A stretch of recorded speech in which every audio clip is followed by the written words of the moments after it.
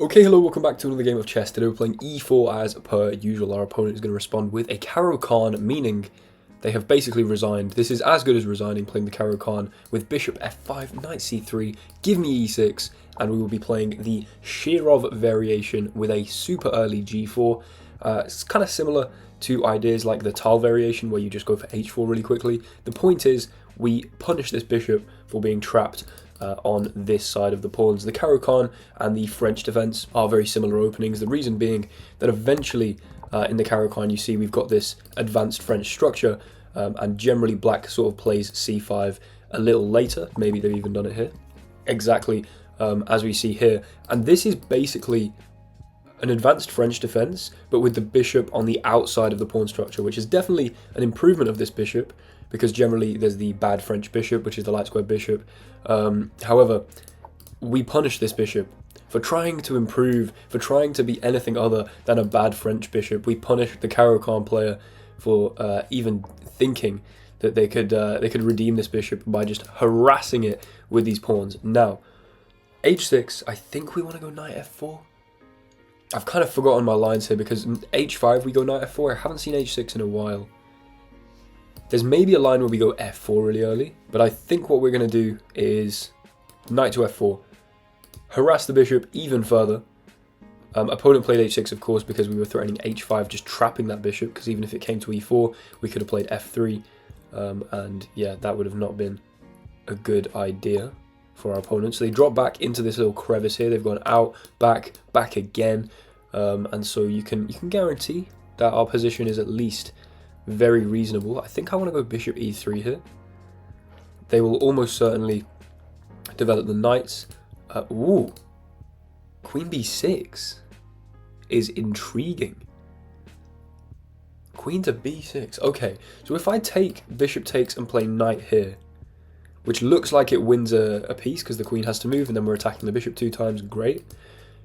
Actually, takes knight here, there is check, hitting the knight and hitting the king. And after we play like c3, they could just trade the bishops and we have horrible pawn structure. So that is not a good plan. Knight a4 first, here and then c3. That could be a reasonable plan.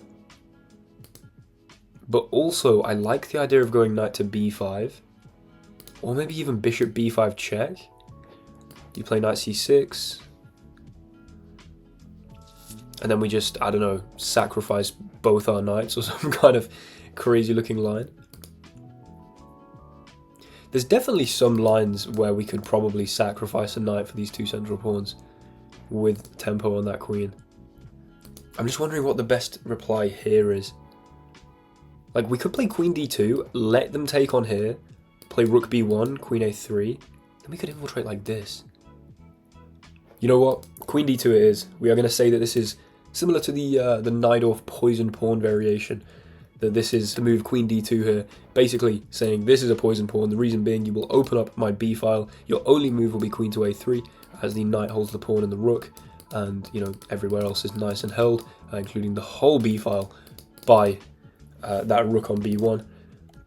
And then yeah, after queen b2, rook b1, and queen a3, we could either go maybe something like rook b3, or, which would force the queen to move again. Where would it move to? I think it would have to move to here, actually, which could be interesting. Or we could just take this pawn straight away. And yeah, the pressure on here could be absolutely immense with checks going down this diagonal. Even ideas eventually of sacrificing for this knight because it's like the only thing that can defend this diagonal. Some really interesting ideas, but they don't go for it, probably for those reasons. Now, do we want to castle and prevent them going for it? Or play a different move and, you know, argue that it's actually still a good idea for us to let them take it? Castling queenside is kind of our last chance to castle anywhere that's reasonable looking. We have, of course, played h4 and g4. Very questionable stuff. Also, at some point, I think bishop d3 is actually a good move. But right now, you see, they're going for this classic, you know, French defense idea, I guess, also Caro-Kann idea. Just anything where you push the c-pawn, trying to undermine this d-pawn to go queen b6, knight c6, like in the Paulson attack, actually. if any of you are familiar with that. But now actually there's no check. Oh! Something has changed. This is a move now, because there is no check, because we now control that square. So if we took, and bishop takes, and we went here, then we are actually winning a piece, because there's no check. I like this a lot. We take, if you don't play bishop takes, you have to move the queen. This is interesting, this is really interesting. Maybe we try and go here and here, that'd be really funny. Oh, you know what? I don't know if we should go like this or like this. I'm going to take here. If you play bishop takes, I'm actually convinced we just go here and straight up win a piece, because we fork the already attacked bishop and the queen. So queen d2 there. Oh, hello. Hello. And we also hold b2, crucially, otherwise the queen could take. Then if we took the piece, they could take our rook. But we hold that square with this beautiful knight. Oh, guys, look at this. If you don't move... Oh, wait, can you go here? I go here, you take, and then take. That's all you need to calculate. I'm so dumb. I'm actually so dumb. Okay, so I'm a complete moron, is what's been discovered here. If I take, they are going to take with check. That is so annoying. So if we play queen takes, then there's just a queen trade, and then this hangs, and I'm just in a worse position. So we're going to have to play pawn takes. But wait a second. Where's this queen actually going? Back this way? Or they could come out here and try and trade the queens. Yeah, I'm extremely not comfortable with what's going on here. This is very sad. Very, very sad. I actually just completely missed the idea that this would then come with check. Very dumb, but oh well. The queen steps back. Now I could castle. I still feel like we have a nice initiative. I don't know. Like, we could put our knight here and threaten to take on... You know what? We're just going to do that. We're actually going to go knight h5. Put both knights on the edge of the board. How about that? After this one was probably a blunder. Hopefully this one will not let us down in a similar way. Oh, I'm so dumb. That was actually a really simple bit of calculation as well. I just got a bit overexcited. It's interesting though, because how do you address this? And it's not something you want to let happen. If you go here, maybe we go check, takes, and then all of a sudden this pawn is no longer under attack. It's undoubled and it's putting a lot of pressure in here. And if we get to play g5, that could be disgraceful. Also, you play g6, you're killing this bishop until you can play g5. So it is interesting how to address this. And we do have nice moves on the horizon. Queenside castles, maybe bishop b5, maybe bishop d3. Maybe at some point we go e4. It's not obvious where this king's going, and it is kind of obvious where our king can go. Wow. We gotta take this. We gotta take this. It's a check. We've got to take it. We dislodge the king. It looks nice. It looks fun. And then what, do we just go back? This might not have even been a good move. Oh my days, man. Yeah, if I go back, there is just straight up a free queen for my opponent here. That is what you call tough. Check, takes. You know what? Let's sack the knight. Sack the knight, open up the king, and just castle. This is so dumb. Castling out of the way of this potential fork. We're now a bunch of material down. Can we do anything remotely useful to our position? I mean, a rook on the f-file would look good. A rook on the f-file would look excellent. Let's not be allowing that. Bring the knight back home from the edge of the board. Get rid of that and play rook f1. Okay. I'm a tiny bit suspicious of what I'm doing here, but oh well. Maybe try swing this over. King comes in like that, that's interesting. I guess we're going here. I guess we're attacking this king. You can't go rook f8. You can't go knight f6. What can you do? This e3 pawn is insane because it's currently stopping them from being able to play d4, kicking the knight, and then opening up a whole world of hell on c2. I don't know really what our opponent does about this. Their king is very weak. They still haven't touched the development of this knight. Where did this go wrong? I was probably doing really well up until I took this and then forked, because it was not a fork. Maybe if I'd have gone knight a4 first. Yeah, because then the queen just has to move. I'm actually a certified moron, because the queen will go back, then I could maybe take this, then if bishop takes, pawn takes, I've just got my bishop supporting this. Oh my, wow. So they realised they couldn't stop the plenitude of checks that could be possible after each move. I think we've got to go check. Was the king here or here? Wow. They just want rid of this knight. I play a3 to stop that, honestly. I could also go here. You go here and I might go like check. Because if you go here I take the rook. Wait, here, here, check. You go here. Then what? You're telling me there's no... Then we go check? Oh guys, you know what? We're going in over here. We're going in over here. We are supporting this square and I'm going to play knight to b5 check. King here, check. If knight f6 we take. The king's going to have to come down. This has to be some kind of mating net. This just has to be some kind of mating net. Once you've got your queen in behind the king, we're sort of dragging it out of its own camp. The king is the second furthest developed piece in your position, which is not what you want to see. This is not playable. There's no way that's playable. What? Knight b5. Where are you going? Are you really going to run here? If you go here, I could just take the rook. King here and then... I don't know, maybe pick this up. Like, I don't really want to take the rook if they go here. I'm really hoping they go for this. But I might have to take the rook. They do go for it. Now we go over here with check. You can't run back in. You go knight f6, I take. Your only move is this. Oh my... Oh. And the king is being walked into the center of the board. We might even see resignation here. King here. We go check. Is there a mate? I don't think so because we can't really hold this pawn. Guys, this is just finished.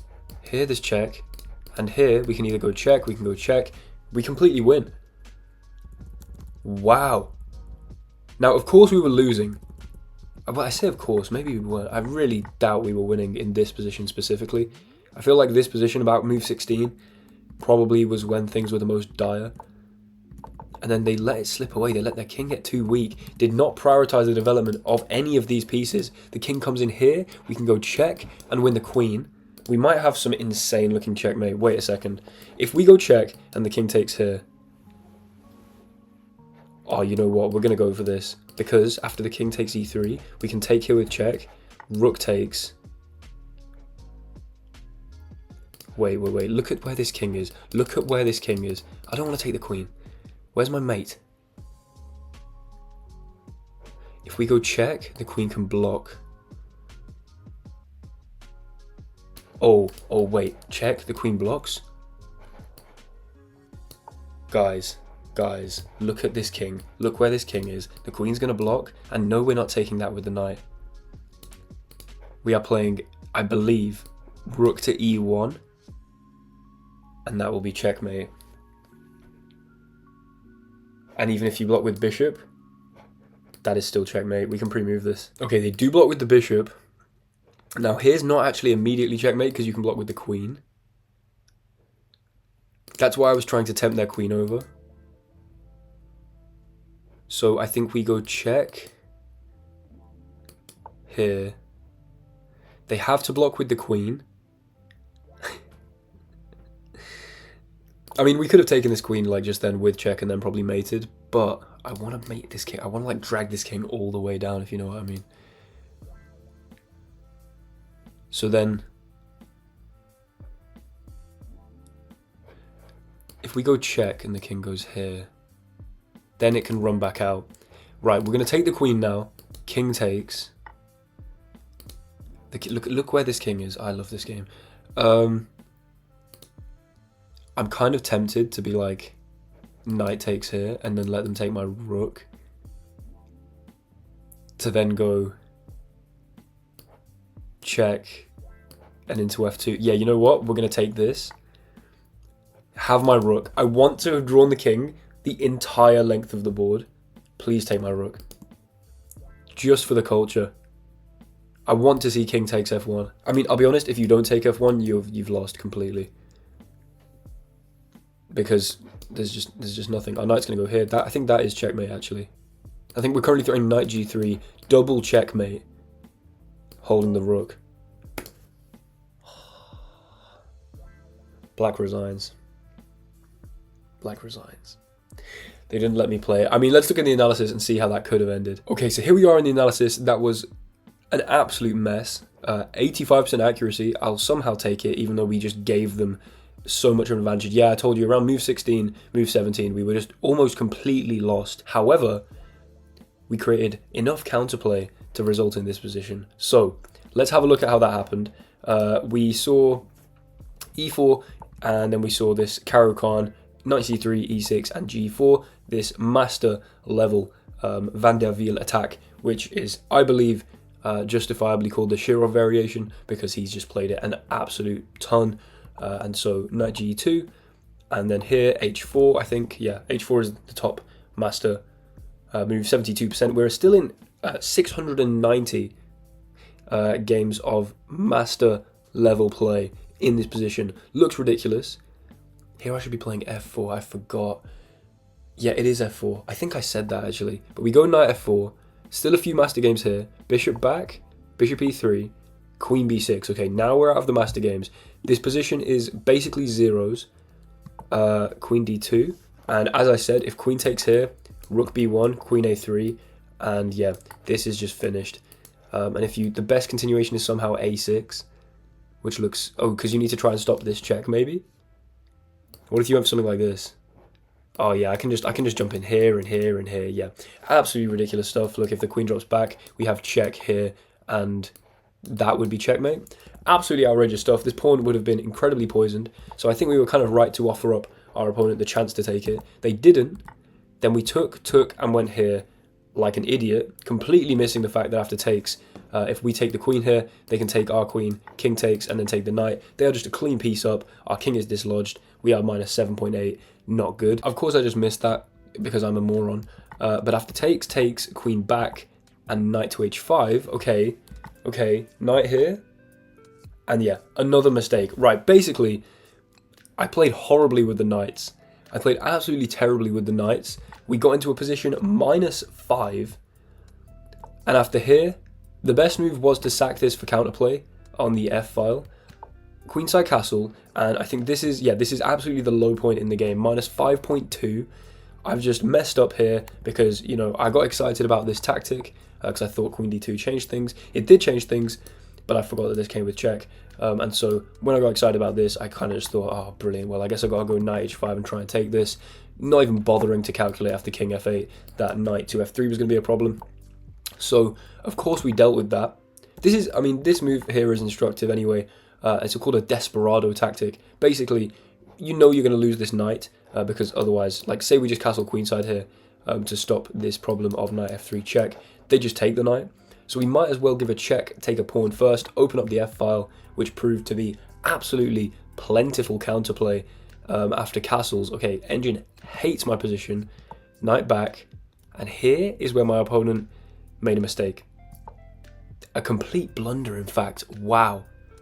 The point is, they needed to get their knight developed, maybe king g7, maybe rook f8. They needed to not allow this f-file to be weaponized for me. What they instead did was gave me a reason, an excuse, let's say, to trade off the bishop that was blocking my f-file with tempo, because they of course had to recapture. And that one mistake, jumping the knight into a square that looks absolutely beautiful for the knight. I mean, it's attacking the queen, it's attacking here, it's attacking here. Like, it looks great, but trade, and all of a sudden, all their advantage is gone. all of their entire advantage, minus 6.2 worth of an advantage, is gone because we go check, king here, queen here, and okay, this is now just impossible to play for black. I would argue I'm winning here because even though the engine sees a move king to d7, so that after I like go in with check, maybe you can block with the knight, I guess.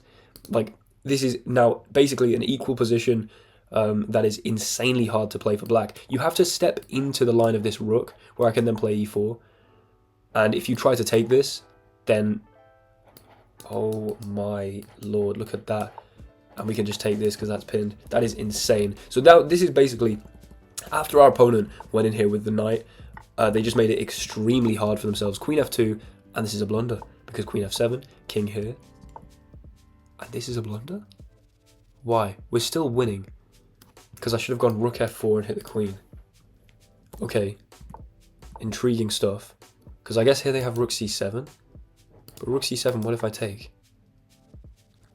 Oh, okay, I didn't see this. If I'd have seen this, I would not have played this move. If I take here with check, they can sack their queen, go check, king's forced to here, and then discovered check from this bishop back here, winning my queen. Absolutely disgusting. We would have gone here, bishop takes, rook takes, and just been down the knight. That is an insane simplification. I did not even think about that. However, they did not go rook c7, and instead push the pawn. So at least my calculation was like, okay, if they push the pawn, they're losing. Because now if here and here, we can take the rook. We would not take the queen, because if we took the queen, this is still a completely valid tactic. Wow. Wow, okay. Okay. So here, king goes here, and that's just a mistake. You had to sack the queen, because there is check, king e4, knight e6 best, king e3. And yeah, okay, I should have taken the queen and checkmated with rook e1. Like, just look, here, and checkmate. Yeah, that's valid. I was hoping for, because also we could have seen here and then checkmate, because then there'd have been no queen e2. I was hoping to draw the king down, and takes his best actually here. The point being, if you take like this, I was going to go queen here. First of all, that would have been just a thumbnail and a half, drawing the king all the way to f1. And after a move like king to g2, we go check here. And this is going to be checkmate on f1. We have taken the king basically from where it started, just all the way. I don't even remember exactly how it progressed, but all the way down to our side of the board, which would have just been so funny. However, that did require some inaccurate play from our opponent. Although, I'll be honest, trying to play, like finding rook c8 because if takes, then they can sack their queen to go here and win back my queen. Like, that is, I mean, findable, but pretty insane. So fair enough to my opponent for not finding that, and I'm not too concerned with queen b7 being a horrible move. This was by no means one of my best games, even slightly. However, it was a very exciting one where we got to draw this king out, and unfortunately they resigned here in this position. But if they don't take this rook, as I said, and they go something like this, we are just threatening checkmate, discovered, double checkmate. Disgraceful stuff. Thank you so much for watching. I hope you guys enjoyed that, even though it was an absolute mess of a game. I'd really appreciate feedback in the comments in terms of, do you like seeing these games which are, you know, not 94% accurate, best game I've ever played? Do you like seeing these ones that are much more of a mess, where I make some much more serious mistakes and then try and fight back for them with like counterplay, like that idea of opening the F file? Just as much feedback on this as possible in the comments would be super helpful. Like, comment, subscribe, all that stuff, and I'll see you tomorrow for the next video. Thanks for watching. Goodbye.